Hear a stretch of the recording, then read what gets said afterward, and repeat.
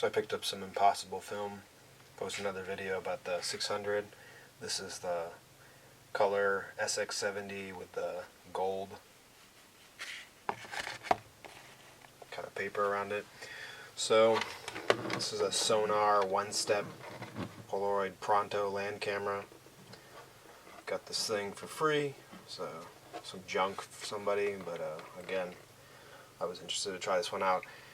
I had I guess a similar but not very similar camera, a Polaroid, when I was a child, growing up in the 80s, when these were pretty common.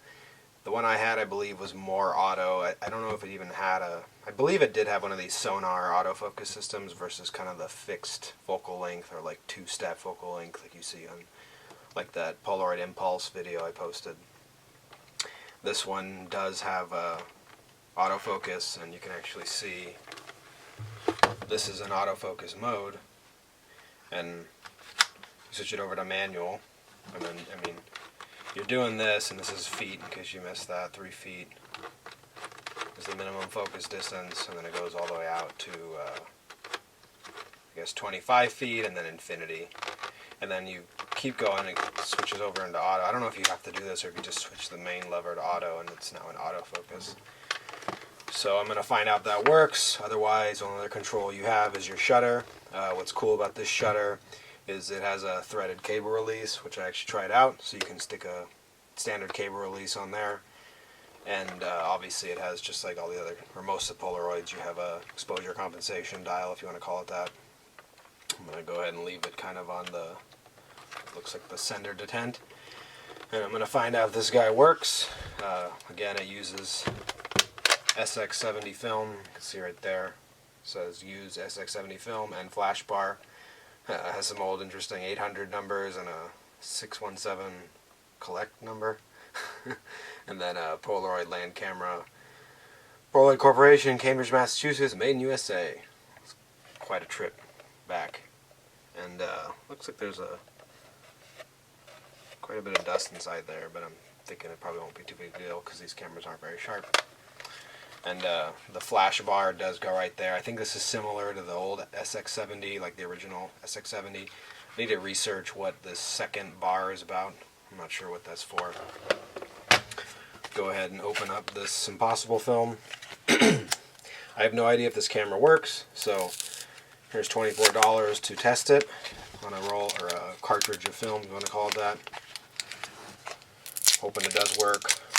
There was no film in this one when I found it, unlike the Impulse that I showed you guys in the other video, which had a half exposed, like 5 frames left cartridge, which at least confirmed that it had battery life left, which amazed me that it works. So this cartridge basically looks the same as the 600, but I tried sticking a 600 cartridge in here and it did not work. So I'm thinking it's, smaller than 600. Nice. So if you guys watched my other video, when I loaded up the Polaroid Impulse with a 600 Impossible film, it not only spit out the dark slide, which you'd expect, it spit out the first frame, which was very disappointing because, as I said, this is $23. I think $23.50 per pack, and you only get 8 shots. It's about $3 a photo. It's expensive compared to, say Fuji Instax, which is a bit less than that. And I lost one of the 8 frames, so it's pretty disappointing. So in theory, this guy now has battery power, and the autofocus should work. I'm going to see how this works.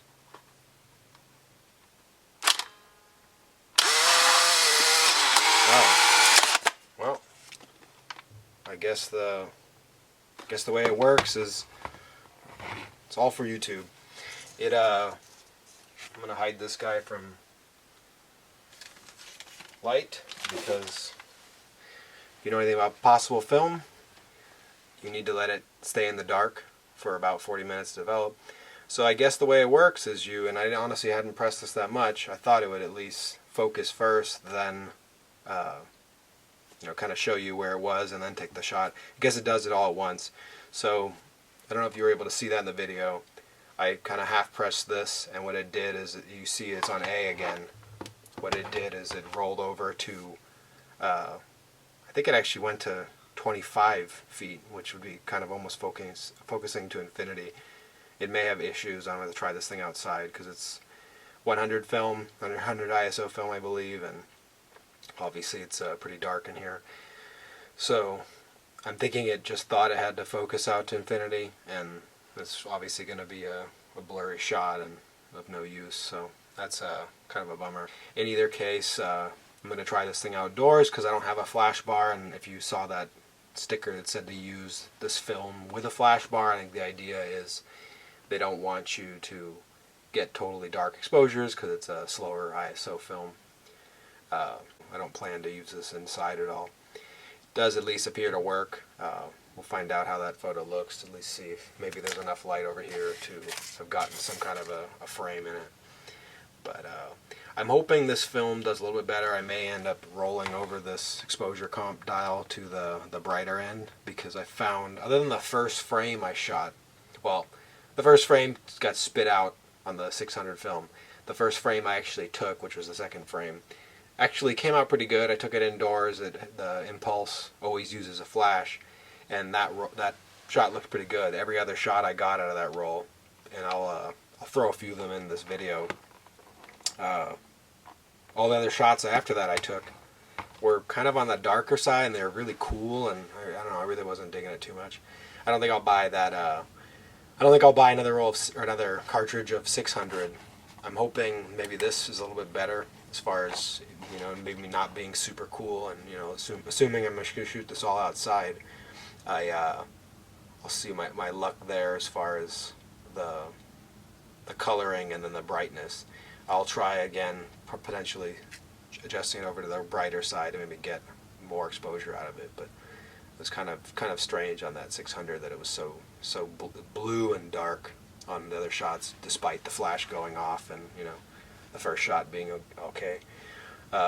Regarding this camera, this viewfinder is really small in comparison to that Impulse, which is disappointing, because this camera has the ability to actually do manual focus, and in theory, you know, it has autofocus as well, which is kind of cool. So it's actually focusing on your subject.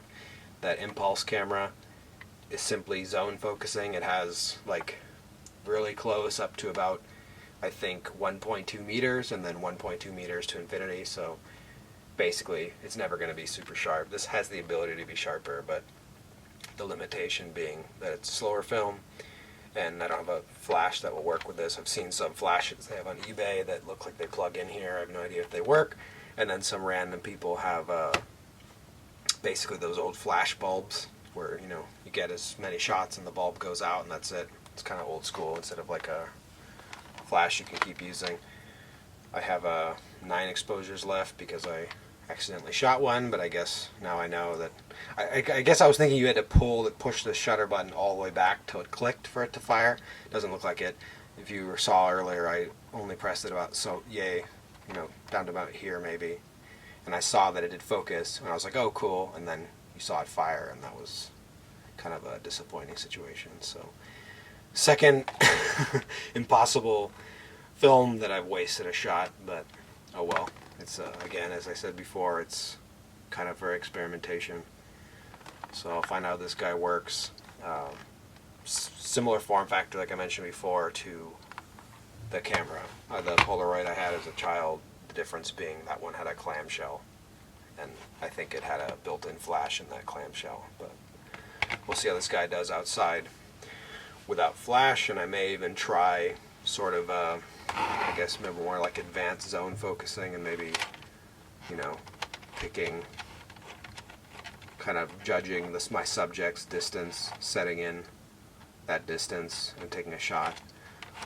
Maybe I'll do that, but considering it's a Polaroid and these aren't exactly sharp shots anyway, I may just go ahead and use on autofocus because it has that fancy sonar technology anyway, which honestly I don't even understand how this judges distance, to be honest. It's kind of a crazy little design. So yeah, that's the SONAR OneStep Polaroid Pronto land camera. some possible project color SX-70 film, the gold frame edition, and hopefully this does a little bit better than the Impulse with their 600 film. Thanks.